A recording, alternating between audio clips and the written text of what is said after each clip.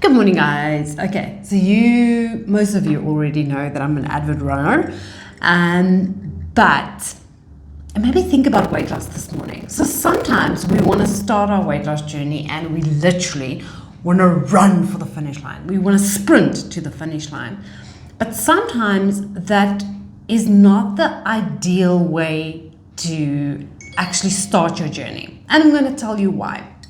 So when we start with this all or nothing mentality and we're starting off with our program and we're sprinting to the finish, and along the way we lose energy. We don't have enough stamina, which is motivation to continue on to actually finish our race as strong as we thought we would have when we got started. So the same goes with weight loss too. You don't always have to start and sprint out to the finish line. We can start out slow. Same with when we use any enhancers, or if we're using any energy boosters to help us along the way. Sometimes those can actually hinder our progress too. What I'm talking about is specifically when you're using products to enhance your weight loss journey. So yes, products can be great, but if you are taking the wrong products, it can actually hinder your weight loss journey, because once you get to the finish line, you will be totally exhausted, meaning you will be literally ready to eat anything that you can find. So with that being in mind, it's always it's always advisable to start off slow and continue your progress, because at the end of the day, we want to make this a lifestyle. We don't just want to get rid of the excess weight, because how many times have you gotten rid of a certain amount of kilograms only to pick it up again later? So we want to make this a lifestyle. We want to get rid of the excess weight. We want to transform our life to such a point that we can continue on the race past the finish line that we set out for ourselves. So when you think about your journey today, I want you to think about it as being, it's not a race. Yes, we do eventually want to get to the finish line, but it's not a race. You don't have to rush there.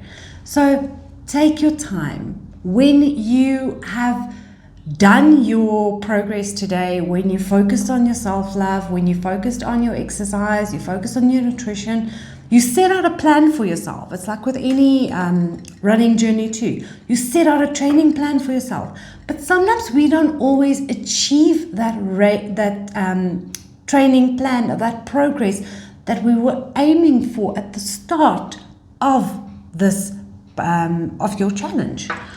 But what matters is seeing results. So you might have not achieved it by completing your training program, but if you look at the progress, you have made progress. You have actually made progress. Maybe not the progress that you were hoping for or that you set out for yourself, but you did make progress. So I'm going to leave that with you. So when you are on a journey and you have somebody assisting you, like myself, where I help my clients on my 28-day transformation challenge, I help them see the transformation that they sometimes don't notice. I help them stick to their goals. I help them focus on the finish line, even if they have not even properly started yet. So when you think about progress over perfection next time, focus on every single step that you take forward.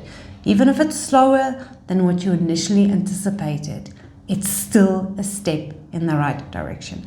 And these are the type of things that I help teach my clients on my 28-day transformation challenge. It's not a race. It's about the end goal, but it's not a race. So I hope you guys are having a fantastic day further, and think about it. not just about, it's about the end goal. Yeah, I get it. But it's about the process of actually getting to your end goal. And when you get there, to stay there. Not to pick up the same 20 kilograms that we've been losing for the last 20 years. Let's get rid of that excess kilograms and let's keep it off for good this time.